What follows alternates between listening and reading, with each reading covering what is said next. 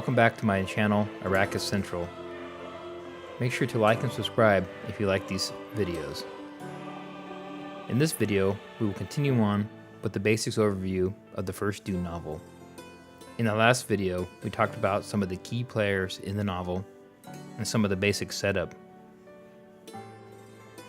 So, one thing to consider when thinking about the differences between the Dune movies and the book is that throughout the Dune books, or particularly the first book, the Princess Erelon has sections where she has a narration or a quote from a writing she conducted. That is one thing to consider. But in the beginning of the Dune novel, we find ourselves at the planet Caladan, and right from the jump, we see Paul is sleeping but pretending to sleep in his bed while listening to his mother and the Bene Gesserit sister that's there to test him. In the novel Dune, Paul is said to be 15 years old, which is one thing I don't believe the movies have done well, as showing actually how young he is in the book. And also in the Dune novel, Paul is portrayed as being a much more aware and calculated in his thinking process, as he is shown to be early in the movies. Paul is eventually tested by putting his hand in the box by Gaius Helen Mohiam, just as shown in the movies. And there is a comment made in the book that says that it's some type of nerve injection or stimulation that makes it feel like your hand is on fire, and that technology is sought after and it is protected technology.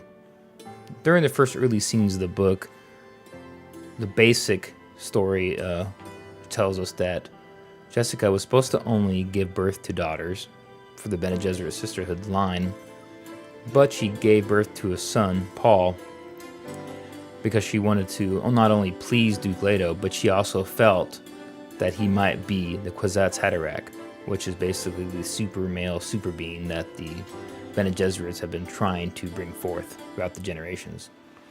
It is interesting to see in the book some of the differences from the films, and that Paul is much more hostile and much more defensive against the Reverend Mother.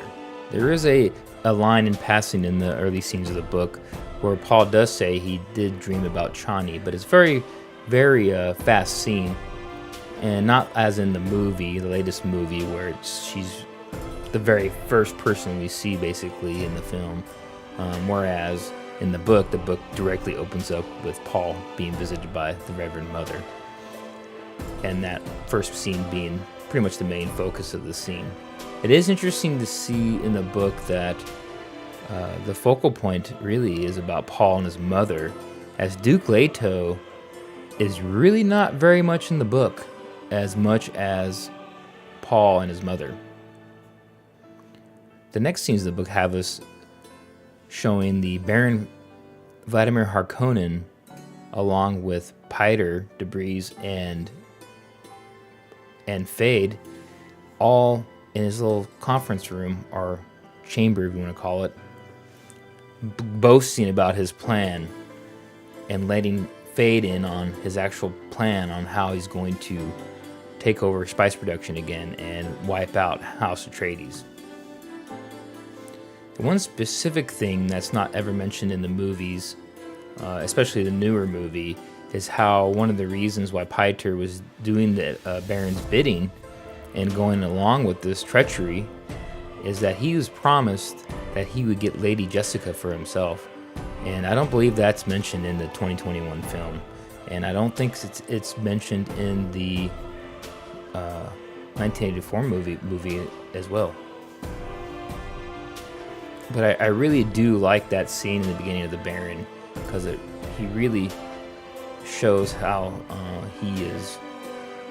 he's so confident in his plan and his evilness and his treachery that he just didn't even care anymore. He's just going to let Fade in on his plan, because he was sitting there along with him.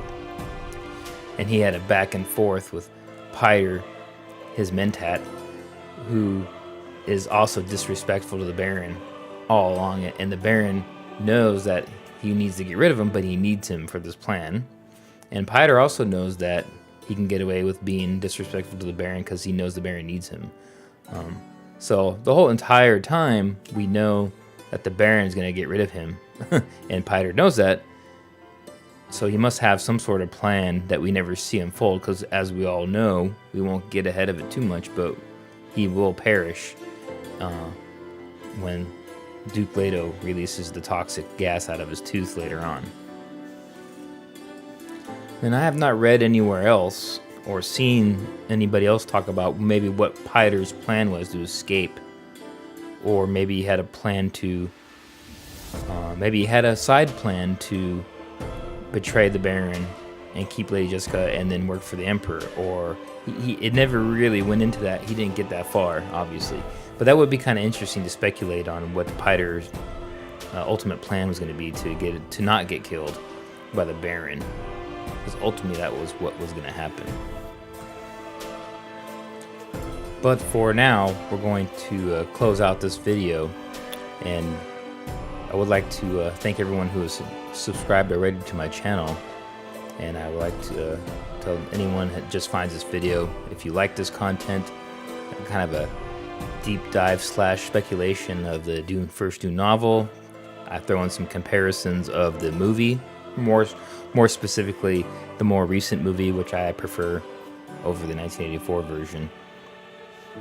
But remember to like and subscribe to the channel. My next video on this is we're going to continue the deep dive and speculation in the Dune novel, the first Dune book, and then I'll make these videos around 5 minutes, 5 to 6 minutes, and then we're going to go from there. I also will continue to make videos on the various Dune media, video games, and I have a couple board games I'm going to talk about. I just got my hands on Dune Monopoly, which will be fun. I plan on trying to learn how to play it and then make a video on that as well. All right, so thank you, and I'll see you next time.